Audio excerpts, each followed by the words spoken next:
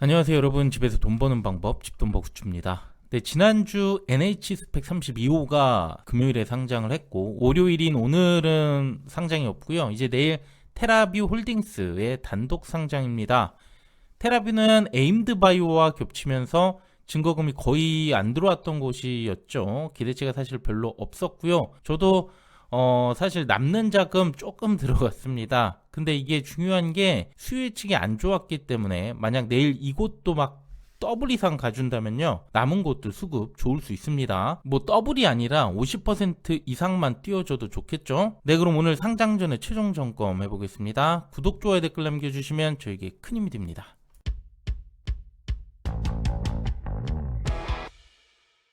상장 내용 바로 볼게요. 먼저 테라뷰는 1조헤르츠의 주파수를 가진 전자기파 테라헤르츠 기술로 반도체 패키징, 자동차 도장 등 다양한 분야에서 활용이 됩니다. 특히 반도체 검사 장비에서 주로 사용이 되고요. 영국 기업으로 국내 증시에 최초 상장하는 기업이기도 해요. 그 외 엔비디아, 인텔, 삼성전자 등 글로벌 탑티어 고객사를 확보했다는 장점도 있었습니다.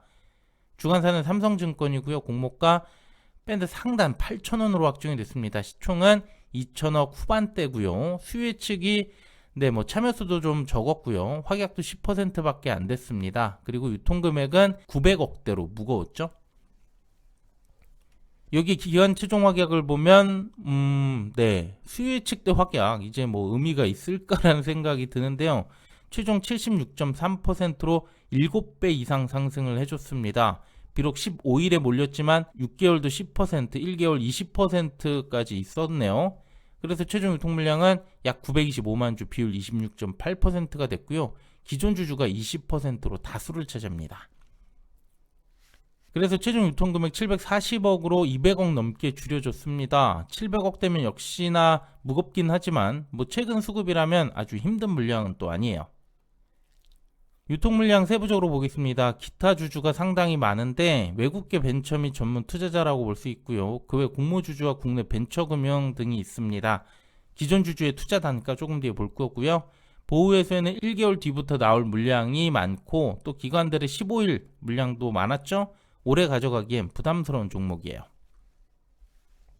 기존 주주 투자 단가 바로 보면요. 주관사인 삼성증권이 24년에 취득했던 단가가 2,907원, 투자조합이 17년에 1,530원밖에 안 돼요. 공모가와 갭이 100에서 거의 400%까지 벌어져 있는 상황인데요. 그 외 다른 기존 주주들은 단가 더 낮을 것으로 예상이 됩니다. 상장 초반부터 대부분 나올 수 있습니다. 자, 그럼 공모가 실적 다시 점검해 보겠습니다. 아직은 규모가 작은 곳이라서 올해 예상 매출 76억 수준의 적자 상황이고요. 글로벌 탑티어 기업을 고객사로 두고 있고 반도체 검사 장비 쪽이라서 규모나 수익성은 개선될 거라고 보고 있어요. 근데 당장 26년 매출이 3배 이상 증가해야 되고 27년엔 564억까지 늘린다는 계획인데요.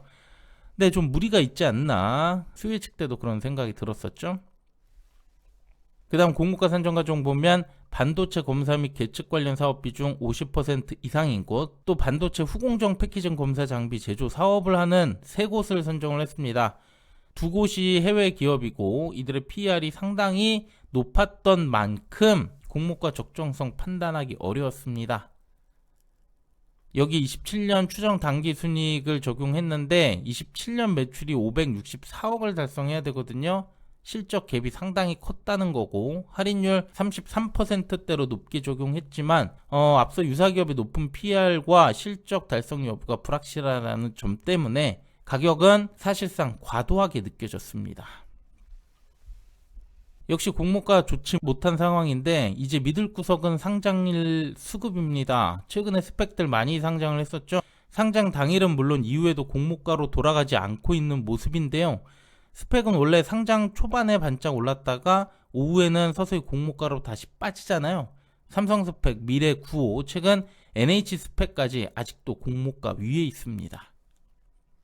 또 에임드바이오는 목요일에 상장했는데 무거운 종목임에도 상장일날 따따블, 그 다음날은 상한가를 찍었습니다. 비록 오늘 좀 많이 내려가긴 했는데 그래도 여기는 기업 가치 대비 공모가가 저렴했던 곳이거든요. 테라뷰는 그런 상황은 아니지만 이런 수급이라면 내일 기대해 볼 수는 있겠네요. 테라뷰는 유통금액 740억이고요. 에임드가 1200억 수준이었죠. 무거워도 충분히 주가 올릴 수 있다는 거고요. 이전에 핑크퐁 컴퍼니, 세나테크놀로지도 역시 무겁고 수요 예측이 그닥 좋지 않았지만 역시 50% 이상은 올려줬습니다. 내심 더블까지도 내일 기대하고는 있는데 그래도 리스크는 여전히 있을 거라고 봐서 저는 50에서 80% 정도로 대응할 생각입니다. 물론 내일 동시효과 때 가격 보면서 목표 주가는 다시 조정해야겠죠. 청약 결과 리뷰해 보겠습니다. 균등은 94% 확률 최대 6주까지 받으셨을 겁니다. 그리고 증거금 매우 적었고요. 비례 한 주 증거금이 34만원이었는데 균등 20주 청약한 분들도 10% 확률로 추첨으로 한 주를 받았을 거거든요. 그래서 균등만 했더라도 최대 7주까지 받으신 분들 있을 겁니다. 이럴 때 파킹 대출 이자 대비 1%만 올려줘도 모든 분들이 수익이 될 수 있습니다.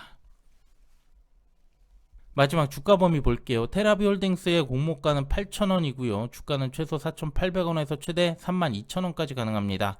저는 50에서 80% 받고요. 이때 주가는 12,000원에서 14,400원 사이가 되겠네요. 시총을 보면 수익률 80%대 5천억을 넘어가죠. 여기서부터는 약간 부담스러운 가격일 텐데 참고하셔서 내일 잘 매도해 주세요. 네, 이렇게 상장 내용 확인했고요. 내일 50% 이상은 나와야 이후 연말까지 상장하는 곳들 많잖아요. 이들도 다 잘 나올 수 있을 거라고 예상합니다. 특히 이지스, 쿼드 메디슨, 오늘 청약하는 나라스페이스도 있죠. 꼭 나오길 바라고요. 그리고 나라스페이스 1일차 영상도 바로 정리해서 오늘 중으로는 올려드리겠습니다. 네, 그러면 오늘 내용도 괜찮았다면 구독, 좋아요, 댓글 부탁드릴게요. 감사합니다. 이 영상은 단순 정보 전달의 목적이 있고요. 이에 따른 투자의 책임은 본인에게 있다는 점 꼭 유의해 주시길 바랍니다.